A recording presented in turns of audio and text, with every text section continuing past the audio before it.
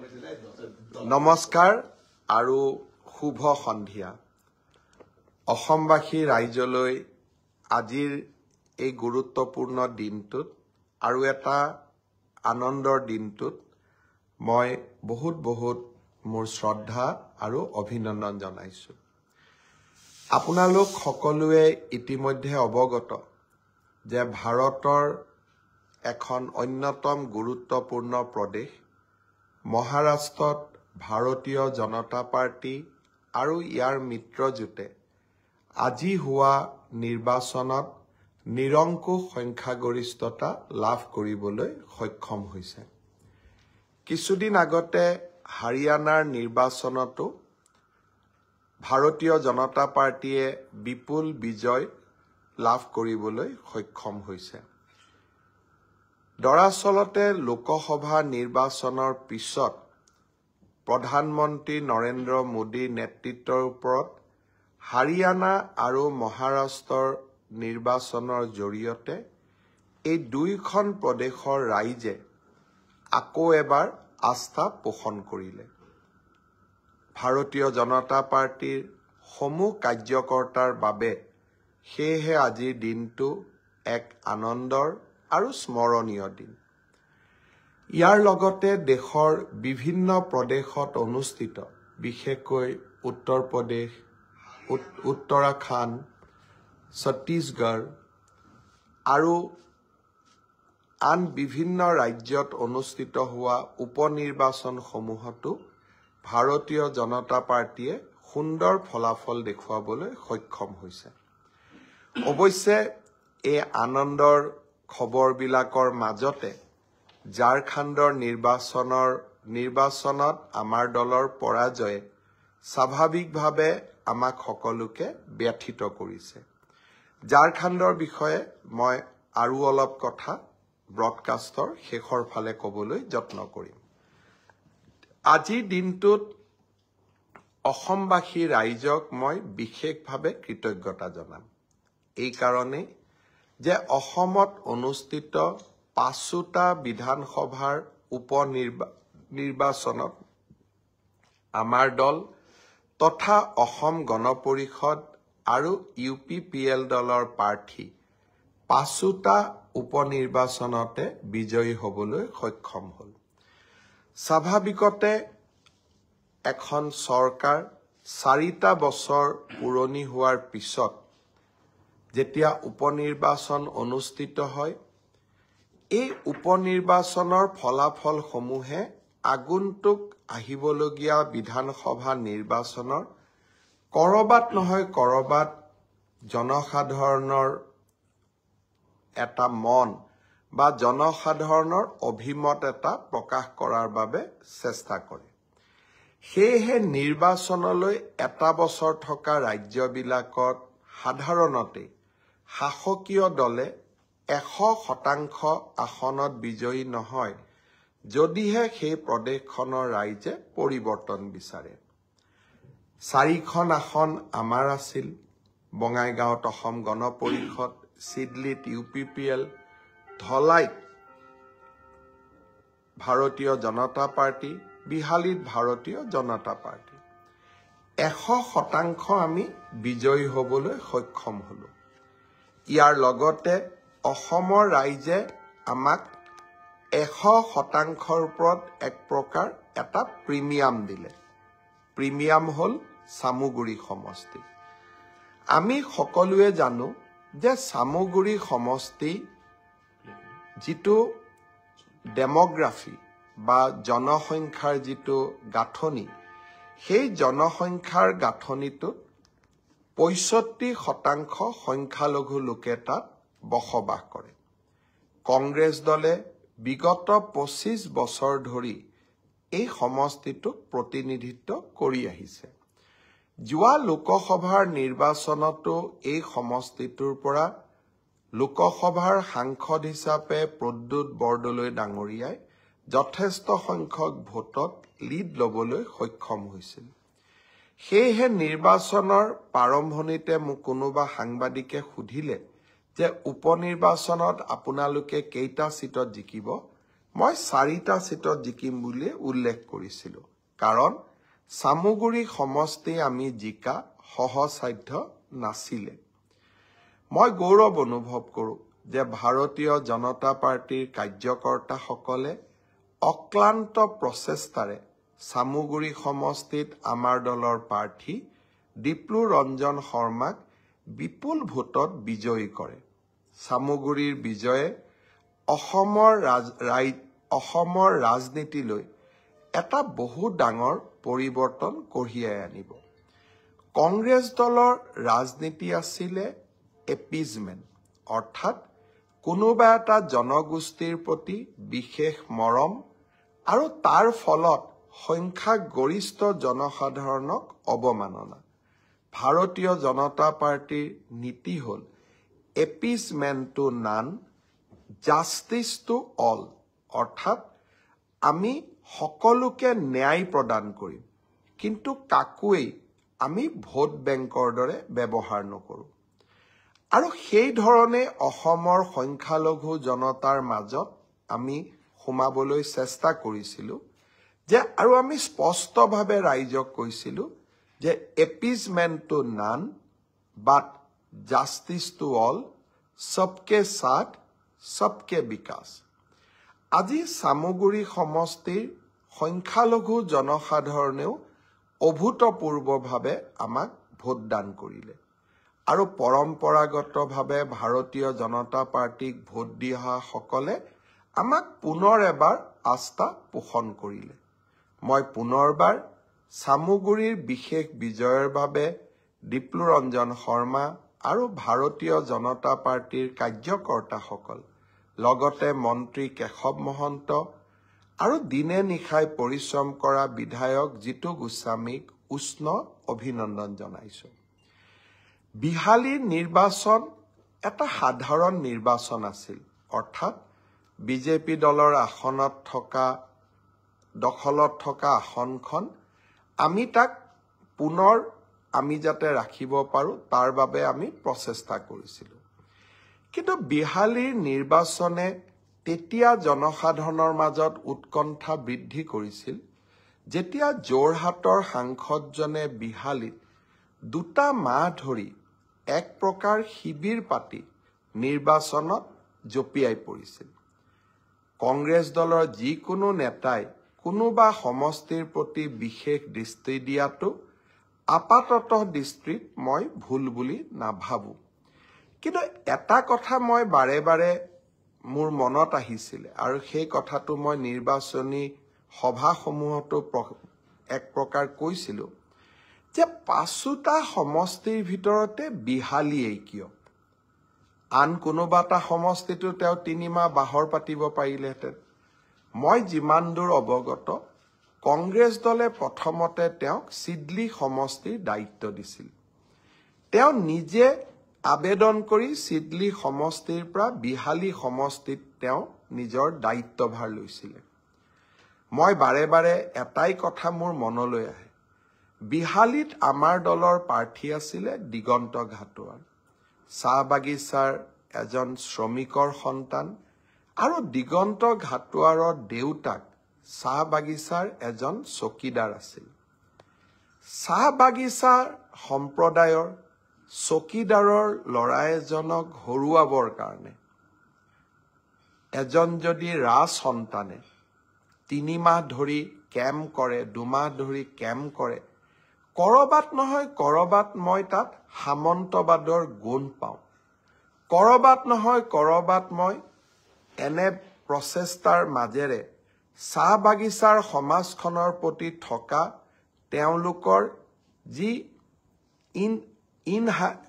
এক প্ৰকাৰ ক'ব গ'লে স্থায়ী যি ঘৃণা শব্দটো সংসদীয় নহ'ব এটা স্থায়ী অৱহেলা যি বহু দিনৰ পৰা অৱহেলাৰ মানসিকতা আছিল তাক আকৌ এবাৰ প্ৰতিফলিত কৰে আমি সকলোৱে জানো কংগ্ৰেছৰ দিনত চাহ বাগিচাসমূহত হাইস্কুল এখন প্ৰতিষ্ঠা কৰা হোৱা নাছিল চাহ বাগিচাৰ শ্ৰমিকসকলক সদায় প্ৰাপ্যৰ পৰা বঞ্চিত কৰি ৰখা হৈছিল আমি ৰাতিৰ ভিতৰতে সমস্যাৰ সমাধান কৰিব নোৱাৰো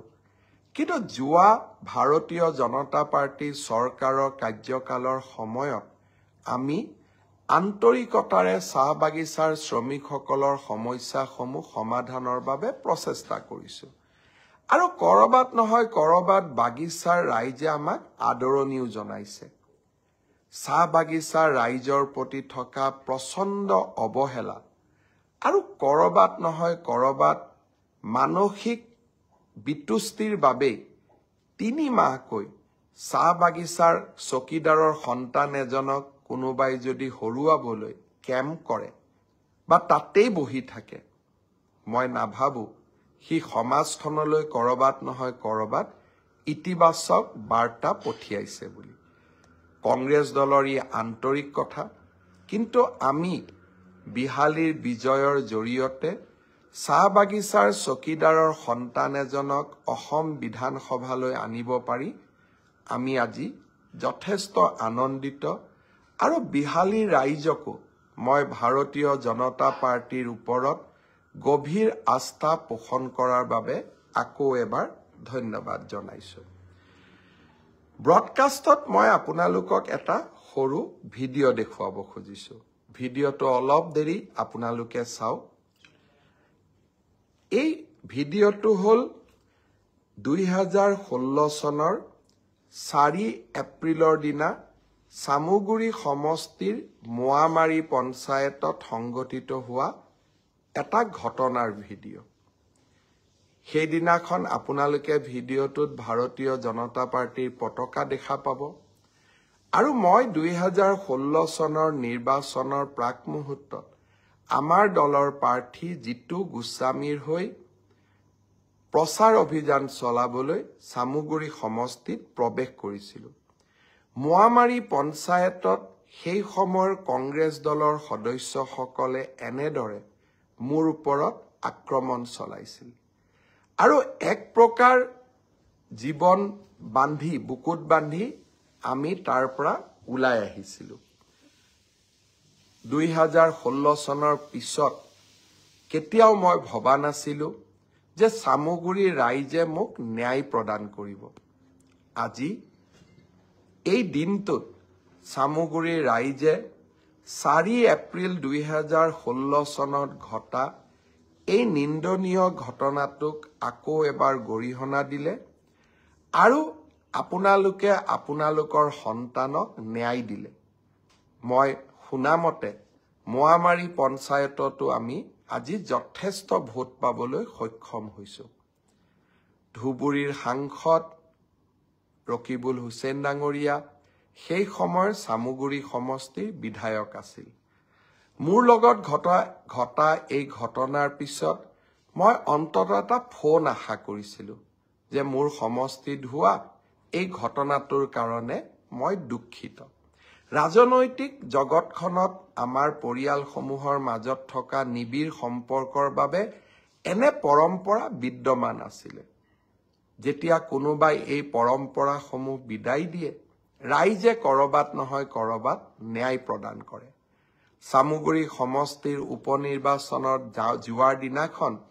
মই ৰাইজক কৈছিলোঁ যে মই 25 তাৰিখৰ পিছত আপোনালোকৰ মাজত আকৌ আহিম মই আকৌ এবাৰ কৈছোঁ মই খুব সোনকালে আপোনালোকৰ মাজলৈ আহিবলৈ চেষ্টা কৰিম যি কি নহওক আজি পুনৰ এবাৰ অসমবাসী ৰাইজলৈ ভাৰতবাসী ৰাইজলৈ ভাৰতীয় জনতা পাৰ্টিৰ প্ৰতি দেখুওৱা অকুণ্ঠ মৰম আৰু আশীৰ্বাদৰ বাবে ধন্যবাদ জনাইছোঁ অসমৰ ৰাইজক আকৌ এবাৰ বিশ্বাস দিয়াব খুজিছোঁ যে মই কিমান কাম কৰিব পাৰিছোঁ নোৱাৰিছোঁ তাক মই নাজানো কিন্তু প্ৰতিটো পল প্ৰতিটো মুহূৰ্ত অসমবাসী ৰাইজৰ কল্যাণৰ বাবে মুখ্যমন্ত্ৰী হোৱাৰ পৰা মই নিজক নিয়োগ কৰিছোঁ আৰু হয়তো মোৰ মাজত থকা বহুতো যাক কয় এক প্ৰকাৰ শব্দটো মই ঠিক এনেদৰে কম যে প্ৰত্যেকজন ব্যক্তিৰে কিছুমান সীমাবদ্ধতা থাকে হয়তো মোৰ মাজতো এনে বহুত সীমাবদ্ধতা আছে কিন্তু এই সীমাবদ্ধতাৰ মাজতো প্ৰতিটো ক্ষণ, প্ৰতিটো পল, প্ৰতিটো মুহূৰ্ত ৰাইজৰ বাবে মই কাম কৰাৰ বাবে চেষ্টা কৰিছো আৰু অনাগত দিনতো এনেকে চেষ্টা কৰি গৈ থাকিম। আপোনালোকৰ আশীৰ্বাদ থাকিব আৰু আপোনালোকৰ আশীৰ্বাদ থাকিলে অসমক আমি জগত সভালৈ লৈ যাম। ঝাৰখণ্ডত যোৱা 4টা মাহত নিৰ্বাচনৰ বাবে যথেষ্ট জড়িত হৈ আছিলো। झारखंड में बीते 4 महीना मैंने बिताया। भारतीय जनता पार्टी का एक कार्यकर्ता का रूप में पार्टी को मदद करने, पार्टी को साहस देने और पार्टी का कार्यकर्ता का साथ एक साथ चुनाव लड़ने के लिए हम लोगों ने भरपूर प्रयास किया। जो भी कारण हो, हम हमारा मकसद में कामयाब होने नहीं पाया, लेकिन इसका मतलब ये नहीं है कि हमें हमारा चेष्टा को छोड़ देना चाहिए। जब भी कोई काम में हम असफल होता हूं, वही आगे वाला दिन का सफलता का बुनियाद बन जाते हैं। मैं झारखंड का कार्यकर्ता को करीब से मैंने मेरा देखने का सौभाग्य हुआ। झारखंड का जनताओं से खूब मिले। मैं आज भी समझता हूं कि घुसपैठियों का जो समस्या है वो आने वाला दिन में झारखंड को बहुत ज्यादा क्षति पहुंचाने वाला है। मैं झारखंड का सरकार को निवेदन करूंगा, आपका सरकार है, लेकिन घुसपैठियों को झारखंड से निकालना या कम से कम उनको शिनाख्त करना हमारे संविधान प्रदत्त जिम्मेदारी होते हैं। मेरा विश्वास है झारखंड का सरकार ये जिम्मेदारी का निर्वहन करेगा। भारतीय जनता पार्टी विधानसभा में विरोधी का भूमिका पालन करते हुए हम हमेशा ये इश्यू को विधानसभा में उठाते रहे। ये मैं सुने हुए विधायकों को मेरा ओर से निवेदन करूंगा। झारखंड में खूब सारे समय बिताए, कुछ मिशन में गए थे, सफल नहीं हुए, लेकिन आप लोगों का प्यार और मोहब्बत हमेशा मेरा याद रहेगा। और असम में आप लोग जब भी आते हो, अब हमेशा आप लोग याद कीजिए कि आपका कोई दोस्त असम में है। मैं पुनः एक बार आप लोगों को मेरा बहुत बहुत धन्यवाद ज्ञापन करता हूं। অহাকালি আমাৰ জাতীয় জীৱনৰ বাবে এটা মহতো মহিয়ান দিন। অহাকালি লাচিত বৰফুকনৰ 402তম জন্ম দিৱস। আমি সকলোৱে মনত পেলাম আকৌ এবাৰ কি ধৰণে আমি লাচিত বৰফুকনৰ 400তম জন্ম জয়ন্তী অতি সুন্দৰভাৱে পালন কৰিছিলো আৰু সমগ্ৰ দেশতে লাচিতৰ সাহস সৌৰ্যক আমি বিতৰণ কৰিবলৈ অসমৰ বুকুৰ পৰা ভাৰতবৰ্ষৰ বহল বুকুলৈ লৈ যাবলৈ সক্ষম হৈছিলো। মোৰ আজিও গৌৰৱেৰে সৈতে মনত পৰে প্ৰধানমন্ত্ৰী নৰেন্দ্ৰ মোদী ডাঙৰীয়াই লাচিতৰ প্ৰতিমূৰ্তি হলঙা পাৰত উদ্বোধন কৰা সেই পবিত্ৰ ক্ষণটোৰ কথা। ই আমাৰ বাবে জাতীয় জীৱনৰ বাবে এক গৌৰৱৰ পল আছিল। লাচিত আমাৰ সাহস, লাচিত আমাৰ সৌৰ্য আৰু বীৰ্যৰ প্ৰতীক। লাচিতে অসমীয়া জনতাৰ বীৰত্ব আৰু সাহসক প্ৰতিনিধিত্ব কৰে। অহাকালি দিনটো পুনৰ এবাৰ মই অসমবাসী ৰাইজক লাচিত বৰফুকনৰ প্ৰতি শ্ৰদ্ধাঞ্জলি আগবঢ়াবলৈ আহ্বান জনাম আৰু যিসকলে পাৰে নিজৰ ফেচবুকত বা নিজৰ টুইটাৰ বা নিজৰ হোৱাটছআপত অহাকালি প্ৰফাইল পিকচাৰত লাচিত বৰফুকনৰ প্ৰফাইল পিকচাৰ ৰাখিব পাৰি নেকি তাৰ বিষয়ে চিন্তা চৰ্চা কৰিবলৈ মই সকলোকে আহ্বান জনালো। অসমত অহা কেইটামান দিনত আমি কেইবাটাও নতুন ব্যৱস্থা বা নতুন কাৰ্যসূচী আৰম্ভ কৰিম 10 ডিচেম্বৰৰ পৰা 20 ডিচেম্বৰৰ ভিতৰত 10টা দিনত আমি 5টা কাৰ্যসূচী ৰূপায়ণ কৰিম পোনপ্ৰথমে বিগত বানপানীত যিসকল লোকৰ ভীষণভাৱে ক্ষতিগ্ৰস্ত হৈছিল তেওঁলোকক আমি সাহায্যসমূহ বিতৰণ কৰিম তাৰ পিছতেই মাইক্ৰ ফাইনেন্স লোন ৱেইভাৰৰ আমাৰ যিখন আঁচনি সেই আঁচনিখনৰ অধীনত 50,000 টকালৈকে ঋণ লোৱা আই মাতৃসকলক আমি নো অবজেকশ্যন চাৰ্টিফিকেটসমূহ বিতৰণ কৰিম এই সময়ছোৱাৰ ভিতৰতে হাইস্কুল শিক্ষান্ত পৰীক্ষাত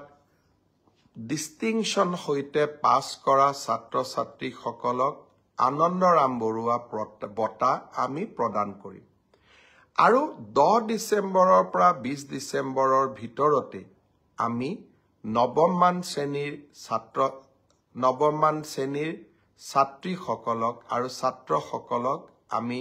চাইকেল বিতৰণ কৰিম আৰু ঠিক একেধৰণে উচ্চতৰ মাধ্যমিকত সুখ্যাতিৰে উত্তীৰ্ণ হোৱা ছাত্ৰ আৰু ছাত্ৰী যিসকল ইতিমধ্যে নিৰ্বাচিত হৈছে তেওঁলোকক স্কুটিসমূহ বিতৰণ কৰিম অৰ্থাৎ 10 ডিচেম্বৰৰ পৰা 20 ডিচেম্বৰলৈকে আমি সকলোৱে ব্যস্ত থাকিম আৰু সকলোকে এই আঁচনিসমূহৰ লাভ দিবলৈ আমি যত্ন কৰিম এই সময়ছোৱাৰ ভিতৰতে অৰ্থাৎ 1 তাৰিখৰ পৰা 10 ডিচেম্বৰৰ ভিতৰত চৰকাৰী কৰ্মচাৰী তৃতীয় আৰু চতুৰ্থ শ্ৰেণীৰ কৰ্মচাৰীসকলৰ মিউচুৱেল ট্ৰান্সফাৰৰ পৰ্টেলটো আমি মুকলি কৰি দিম এতিয়া কামৰ সময় নিৰ্বাচনৰ সময় আমি পাৰ কৰিলো আৰু এইকেইটা দিন আমি সকলোৱে চৰকাৰী কাম-কাজ ৰাজহুৱা সেৱাত আমি ব্যস্ত ৰাখিম অৱশ্যে ইয়াৰ মাজতে পঞ্চায়ত ইলেকশ্যনো আহিব আৰু তাৰ পিছত বিটিআৰৰ ইলেকশ্যনো আহিব 25 চনটো কামৰ মাজে মাজে নিৰ্বাচনো হৈ থাকিব কাৰণ 26ৰ নিৰ্বাচনৰ আগত আমি কেইবাটাও নিৰ্বাচন পাতিব লাগিব ৰাভা হাছঙৰ নিৰ্বাচন মিচিং স্বায়ত্তশাসিত পৰিষদৰ নিৰ্বাচন কিন্তু এই সমূহৰ মাজতো এই আটাইকেইটা নিৰ্বাচনত যিহেতু মোৰ ব্যক্তিগত ব্যস্ততা বহুত নাথাকিব সেয়েহে এই সময়ছোৱাত আপোনালোকৰ সমস্যা আৰু আপোনালোকক দি অহা প্ৰতিশ্ৰুতিসমূহ পূৰণ কৰাৰ বাবে মই চেষ্টা কৰিম আজি আমাৰ ব্ৰডকাষ্টত বহু কেইজন লোক জড়িত হৈ আছে মাসুদ হক মিল্টন বিপুল দে আমিনুল হক সামিম আহমেদ সকলোৱে পাখি ভাই ওসমান গনি অপূৰ্ব হাজৰিকা তাপস সেন বিনয় শৰ্মা সোনু লক্ষ্মীনাথ পেগু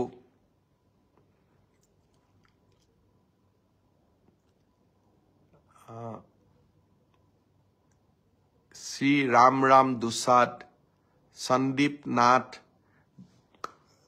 সন্দীপন দেৱ বিভিন্নজনে আজিৰ ব্ৰডকাষ্টত অংশ লৈছে সকলোৰে নাম পঢ়াটো সম্ভৱ নহয় দীপালী দাসেও আমাক চাই আছে মিথুন বিশ্বাসে চাই আছে হীৰকজ্যোতি গোস্বামীয়ে চাই আছে অৰুণজ্যোতি মৰাণ অৰুণেও আমাক ব্ৰডকাষ্ট চাই আছে এডভোকেট জ্ঞানন্দ কৃষ্ণগিৰি তেখেতে আমাক চাই আছে দুৰ্গেশ্বৰ দাসে চাই আছে মই আমাৰ বিধায়ক বিজয় মালাকাৰে ব্ৰডকাষ্ট চাই আছে সকলোকে মই পুনৰবাৰ ধন্যবাদ আৰু অভিনন্দন জনাইছো পুনৰ এবাৰ 5টা সমষ্টিত আপোনালোকে দিয়া আশীৰ্বাদৰ বাবে পুনৰ এবাৰ মই অভিনন্দন জনাইছো এই সুযোগতে বিজয়ী প্ৰাৰ্থীসকলৰ লগতে অসম গণ পৰিষদ আৰু